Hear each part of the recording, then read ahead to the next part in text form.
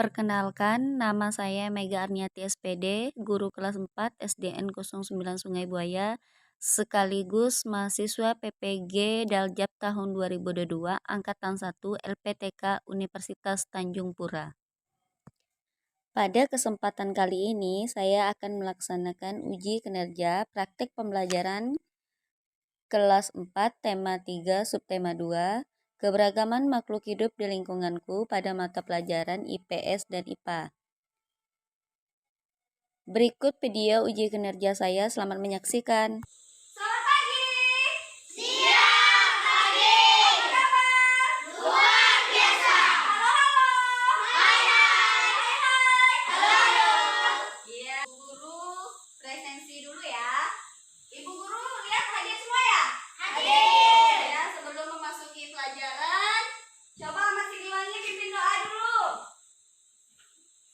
Sebelum belajar, marilah kita berdoa menurut agama dan berdoa selesai. Iya, terima kasih ya Mas Siliwangi. Kita akan menyanyikan lagu 17 Agustus hari ini yang dapat giliran dirijennya Supriyani ya. Silakan Supriyani.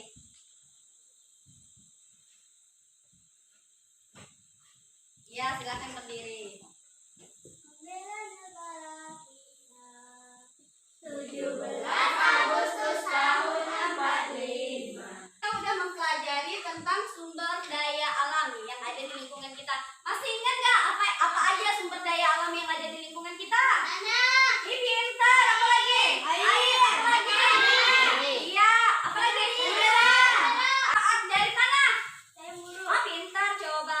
Penyediaan udara. Iya, apa lagi yang kedua? Matahari. Kasih tepuk hebat. Saya hebat. Kamu hebat.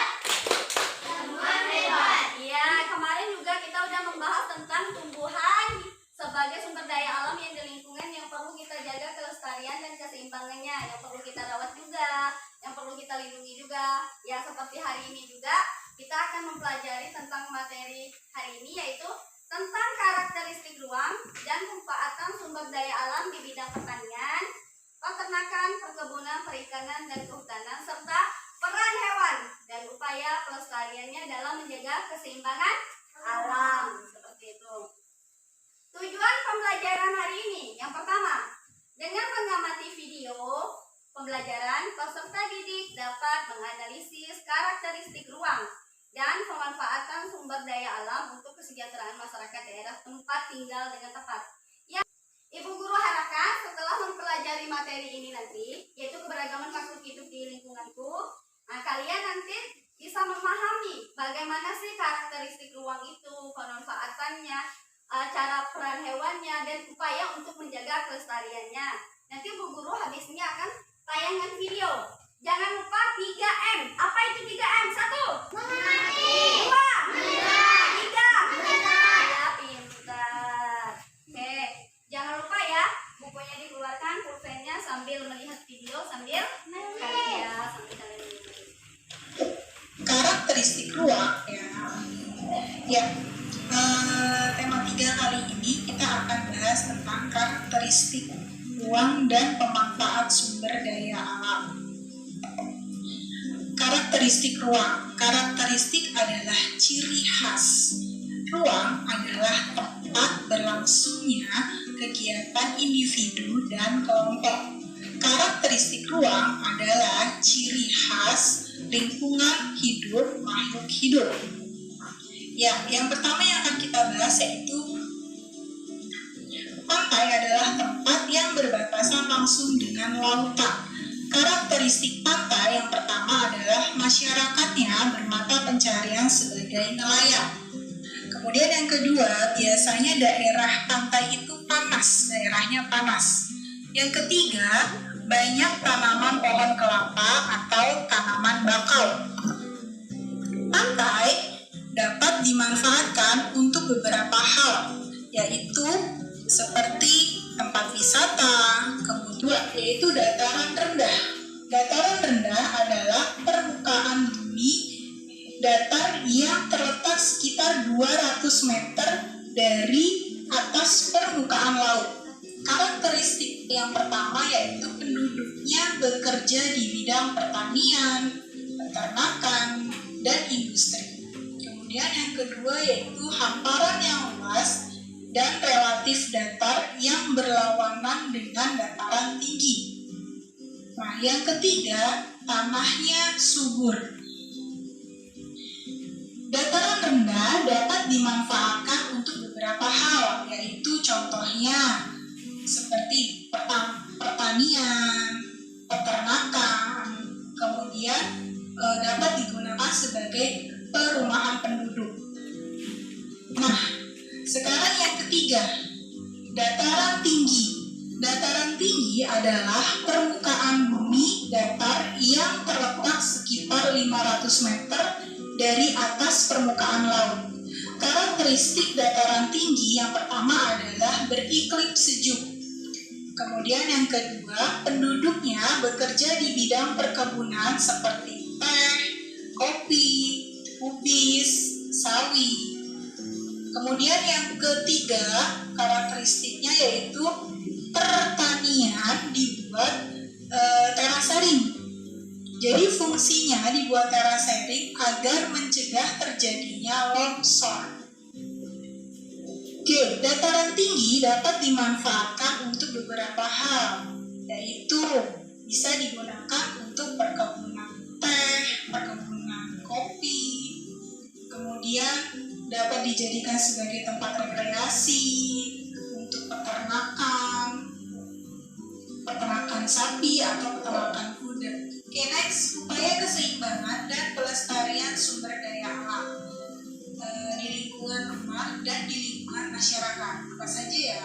Yang pertama yaitu di lingkungan rumah, yaitu dengan mengurangi produksi sampah rumah tangga, itu dengan cara mendaur ulang sampah dengan dapat digunakan untuk membuat kerajinan seperti tas, dompet, dan sebagainya. Kemudian yang kedua yaitu dengan menghemat listrik dengan cara menggunakan alat-alat rumah tangga yang hemat listrik, atau jika tidak digunakan peralatan yang ada di rumah dapat dimatikan. Kemudian yang ketiga yaitu dengan cara menghemat penggunaan air. Yang keempat yaitu dengan menghindari pemborosan bahan bakar. Kemudian yang kelima yaitu dengan menghemat penggunaan kertas. Kemudian di lingkungan masyarakat, yaitu yang pertama melakukan reboisasi dengan cara penanaman pohon kembali di lingkungan sekitar. Yang kedua yaitu menjaga kelestarian hutan. Yang ketiga dengan melindungi satwa langka. Dan yang keempat adalah bijak dalam bercocok tanam. Jadi dengan cara menggunakan bahan-bahan yang alami ya saat bercocok tanam. Oke, teman-teman tadi kita sudah belajar tentang karakteristik ruang dan pemanfaatan sumber daya alam serta upaya keseimbangan dan pelestarian sumber daya alam. Kalian udah melihat videonya tadi kan? Ada pemanfaatannya. Ibu guru jelaskan dulu di sini karakteristik ruang pemanfaatan sumber daya alam. Ini adalah bidang pertanian. Kalau di daerah kita ada kan? Ya, menanam padi. Ada lagi apa ini? Jagung. Jagung. Selain itu apa lagi? Cabai. Iya, nanam cabai. Apa lagi? Iya, ada lada juga. Lalu di bidang peternakan, kalau di daerah kita yang paling mudah kita lihat, ini apa nih? Ya, peternak ayam. Selain ayam apa lagi? Kambing. Selain ayam apa lagi? Kambing. Iya, kambing. Ini bidang perkebunan. Kalau bidang perkebunan ini sawit, ada sawit. Ada apa lagi? Karet. Ini karet ya.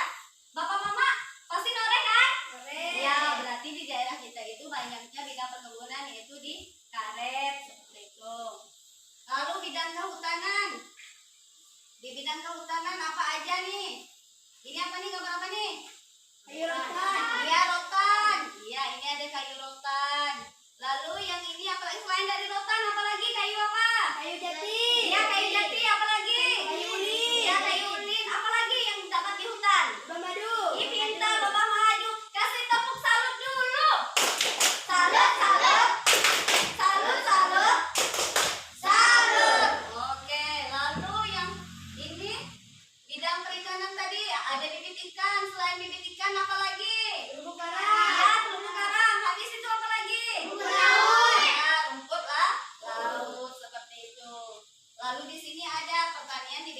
angin, ada padi, ada jagung, sayuran, kedelai.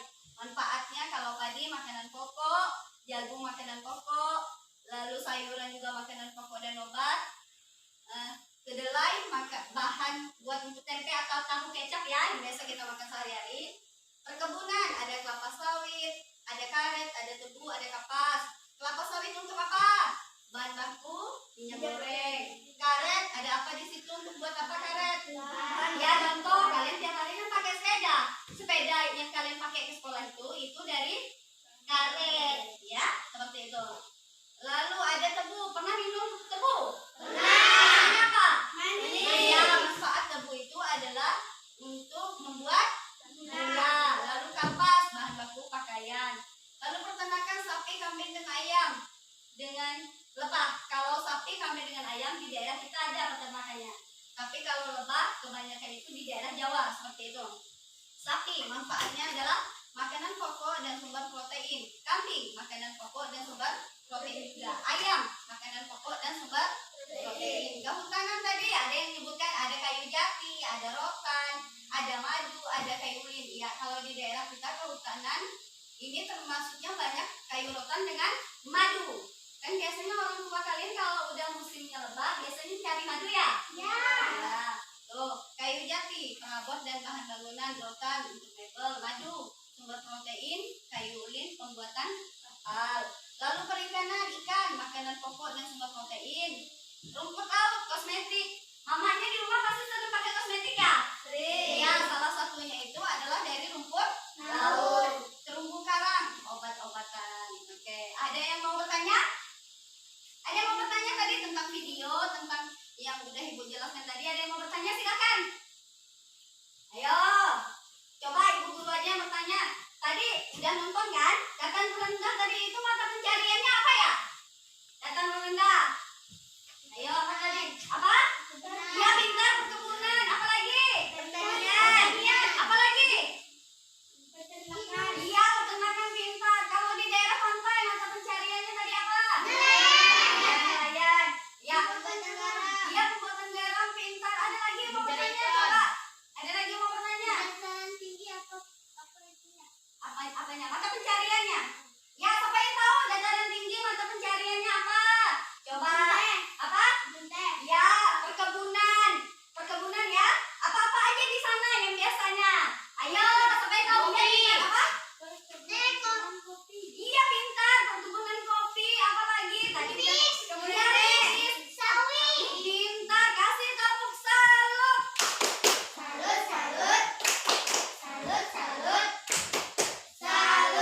Iya. Masih ada yang mau bertanya? Ada nggak yang mau bertanya lagi? Nggak ada. Oke, giliran Bu Guru yang bertanya. Dataran rendah, mata pencarian di daerah dataran rendah tadi apa? Ya, perkebunan. Selain dari itu, pertanian. Ya, peternakan. Habis itu apa lagi? Pertanian. Ya, petani, pintar. Udah paham? Ya, kalau udah paham, Ibu Guru bakalan bagikan lembar pekerjaan. Silahkan dikerjakan ya. Jangan lupa ditulis nama dulu. Ditulis nama masing-masing. Kerjakan masing-masing. Ya, dikerjakan dulu. Kalau yang kurang paham boleh bertanya dengan Bu Guru. Ayo, ditulis dulu, dikerjakan. Ayo.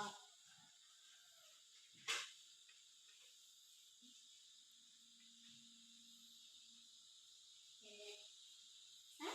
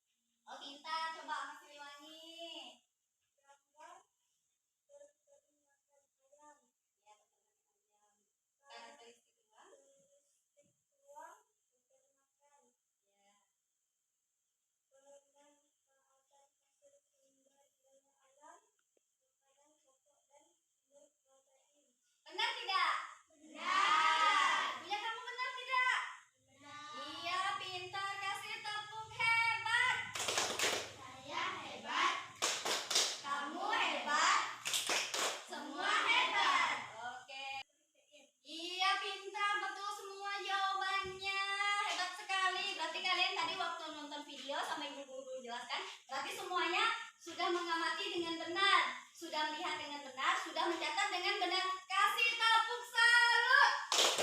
Salut, salut. Salut, salut. Salut. Oke, silahkan membentuk kelompok seperti yang kemarin ibu guru udah bagikan. Coba jelaskan. Ya, yang lainnya silahkan. Pelan-pelan sayang.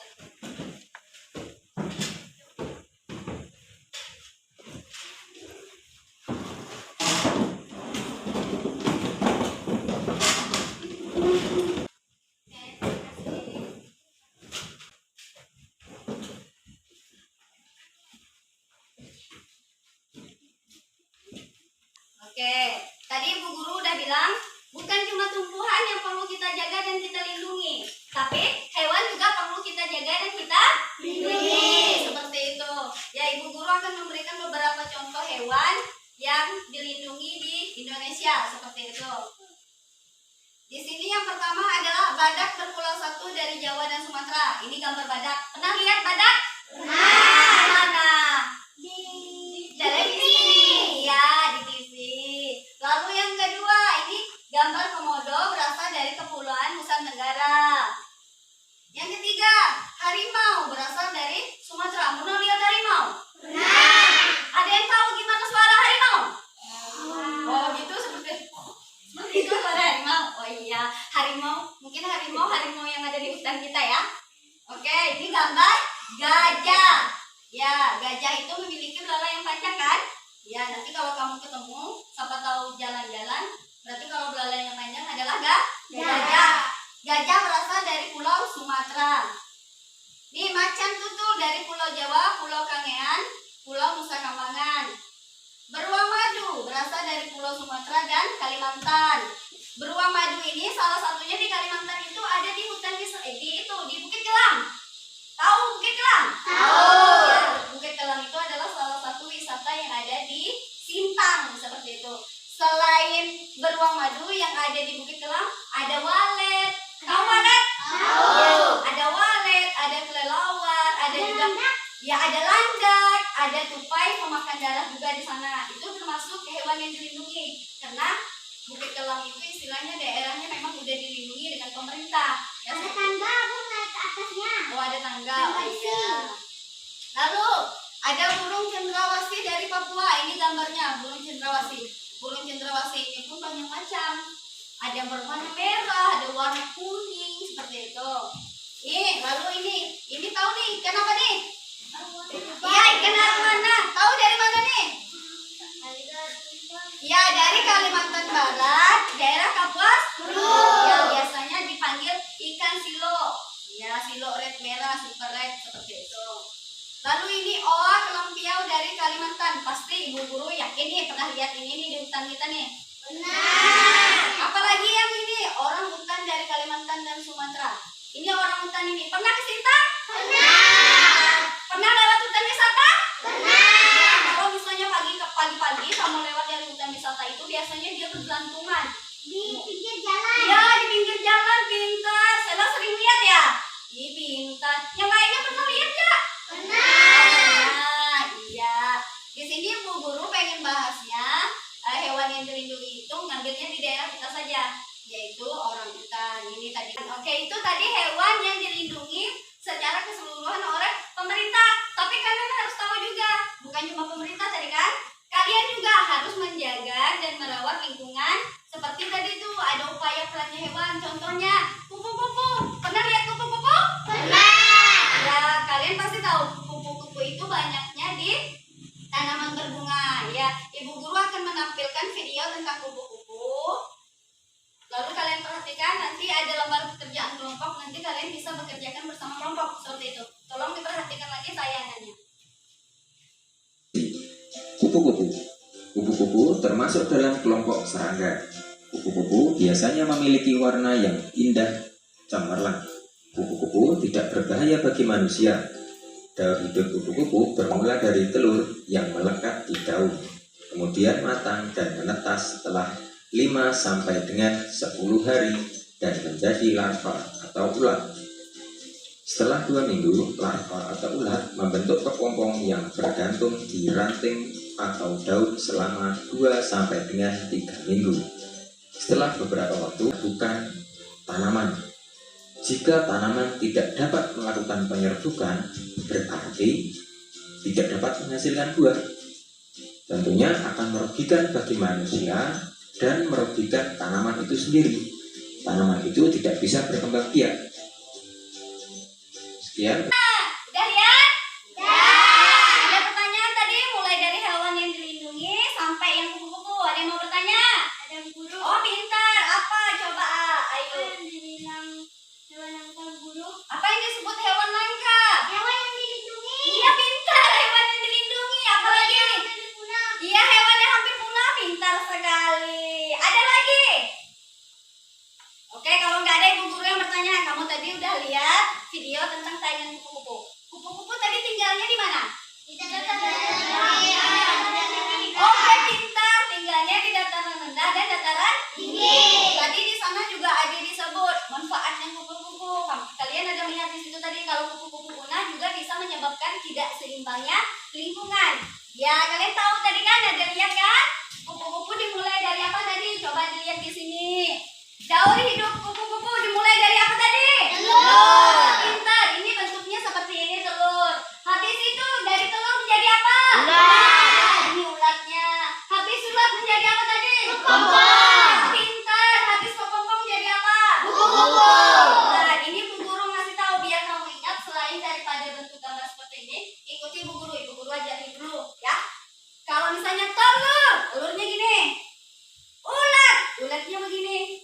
Kepompong, bentuknya seperti ini. Kupu-kupu. Nah, berarti udah paham? Paham semua? Paham. Oke, kalau udah paham, Ibu Guru bakalan bagikan lembar pekerjaan itu kelompoknya. Tolong dikerjakan bersama kelompoknya. Tadi kan udah menonton, pasti ingat. Ya, Ibu? Nah, pintar.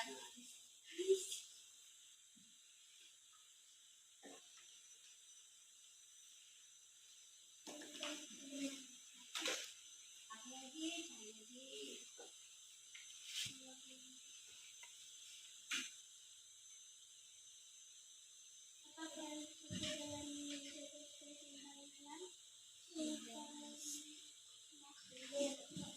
Aspek. Aspek. Apa tuh? Kelompok dua gimana bisa mengerjakan? Bisa, Bu. Edukasi. Aspek edukasi. Menjaga ekosistem.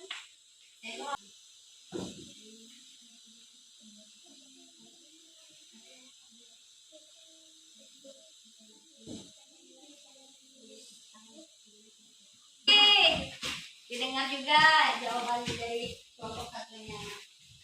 Suaranya yang agak nyaring ya, biar kedengaran. Apa manfaat kupu-kupu bagi manusia dan lingkungan alam? Kupu-kupu membantu menyembuhkan tanaman, indikator lingkungan yang sehat. Ya, Apa peran kupu-kupu dalam menjaga keseimbangan dalam ekosistem? Dapat memonitor terjadinya perubahan iklim. ya. Mukanya jangan gitu. Apa yang bisa kamu lakukan untuk melindungi kupu-kupu? Tidak merusak habitat kupu-kupu, melarang untuk menangkap dan menjadikan mainan. Iya, pintar. Gimana menurut kalian? Betul apa salah? Betul. Pintar, kasih tepuk tangan dulu. Silakan kelompok dua yang melakukan vaksinasinya.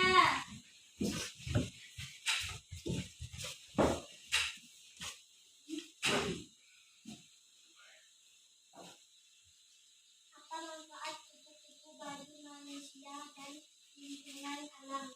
Tadi di situ soal yang pertama adalah apa manfaat kupu-kupu bagi manusia dan lingkungan alam. Di sana udah tadi benar semua Ibu Guru dengar, ada kupu-kupu membantu penyembuhan tanaman, ada juga sebagai indikator lingkungan yang sehat.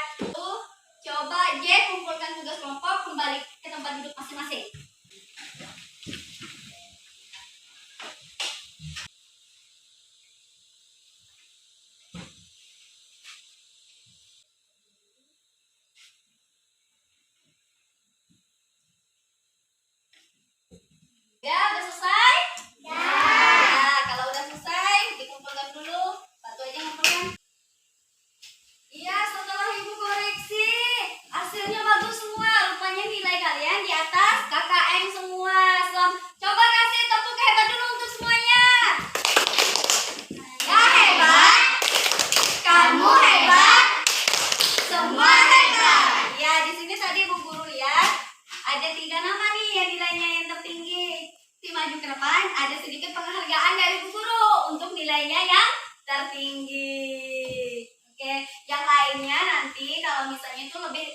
belajar lagi ya, biar mendapatkan juga ada hadiah dari Bu Guru seperti itu. Yang pertama nilai tertinggi diraih oleh Ayu Anjani, maju yuk.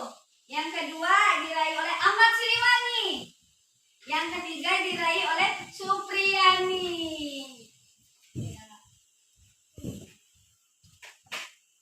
Lebih semangat lagi, ini hadiahnya dari Bu Guru. Ini selamat ya.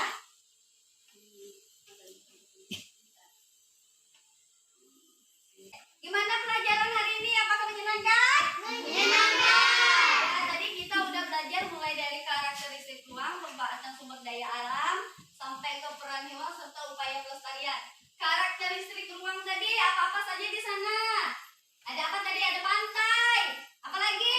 Pegunungan. Iya, pegunungan disebut dengan dataran tinggi. Apa lagi? Dataran Iya, rendah. dataran rendah. Kalau di pantai tadi mata pencariannya apa?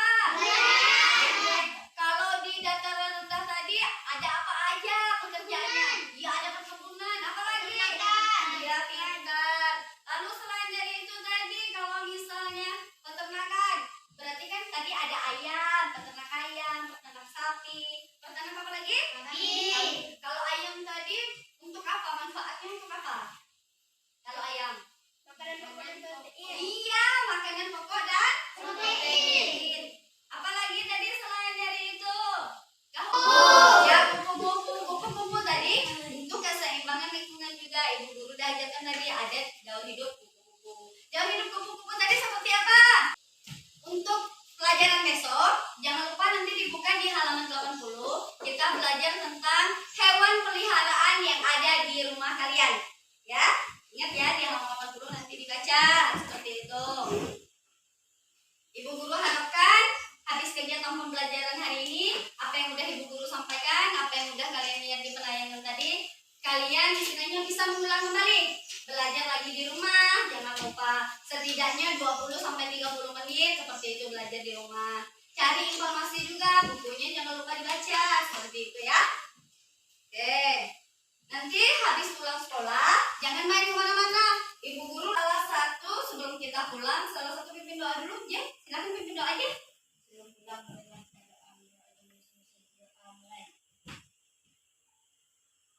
doa selesai. Iya.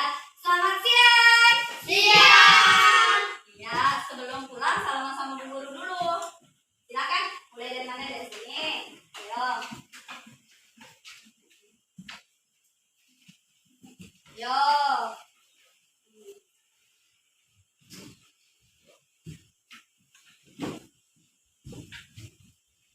Ya, boleh langsung gendong